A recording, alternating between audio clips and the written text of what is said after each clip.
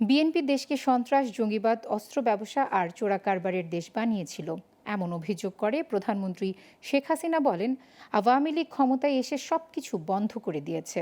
সকালে ঢাকা দক্ষিণ সিটির বঙ্গবাজার নগর পাইকারি বিপণী বিতানসহ 4 উন্নয়ন প্রকল্প উদ্বোধন অনুষ্ঠানে তিনি এ অভিযোগ করেন।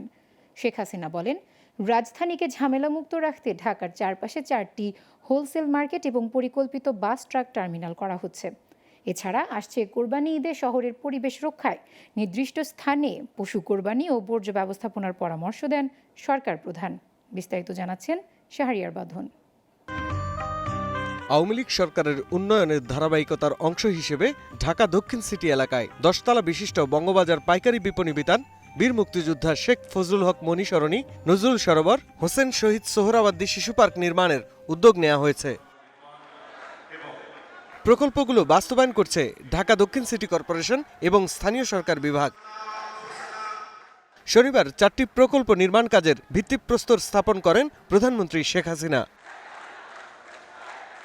এ সময় বঙ্গবাজারের ক্ষতিগ্রস্ত ব্যবসায়ীদের আবারও নতুন উদ্যমে ব্যবসা বাণিজ্যের আহ্বান জানান প্রধানমন্ত্রী। নতুনভাবে আবার দোকান করতে গেলে আমি জানি হয়তো কিছু সহযোগিতা লাগতে পারে, সেখানেও কতটুকু কি করা যায় আমি সেটা দেখব। তিনি বলেন, রাজধানীকে ঝামেলামুক্ত করতে ঢাকার চারপাশে 4টি হোলসেল মার্কেট এবং পরিকল্পিত বাস ট্রাক টার্মিনাল নির্মাণ করা হচ্ছে। শুধুমাত্র কারওয়ান বাজার এক একটা জায়গার উপর নির্ভরশীল থাকে, লোক সংখ্যা বেড়ে গেছে, সেটা না করে আমরা 4 জায়গায় 4টা হোলসেল মার্কেট করে যাতে মানুষ বাইরের থেকে পণ্য আনতে পারে, আবার সহজে মানুষ সেটা কিনতে পারে এবং পরিবহন করতে পারে। আমরা ট্রাক টার্মিনাল, বাস টার্মিনাল সেগুলো আরও উন্নত মানের করা এবং সেটাও এইভাবে হিসাব করে করা, সেটাও দিকে আমাদের দৃষ্টি আছে, সেটা আমরা করতে চাই। নগরবাসীকে বিদ্যুৎ, পানি সহ সব অপচয় বন্ধের আহ্বান জানিয়ে শেখ হাসিনা বলেন, আসছে কোরবানির ঈদে পরিবেশ রক্ষায় নির্দিষ্ট স্থানে পশু কোরবানি এবং বর্জ্য ব্যবস্থাপনা করতে হবে।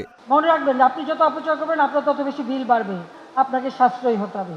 আমাদের আরেকটা অনুরোধ, যেখানে সেখানে পশু কোরবানি দেবেন না।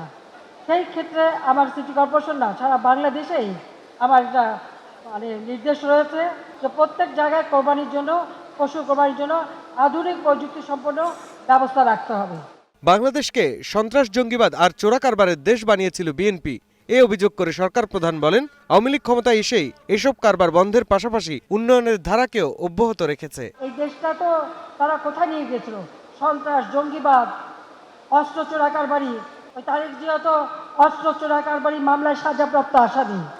আওয়ামী লীগ সরকার এসে এই বাংলাদেশে এই অস্ত্র চোরা কারবারির যে রুট, সেটা আমরা বন্ধ করেছি।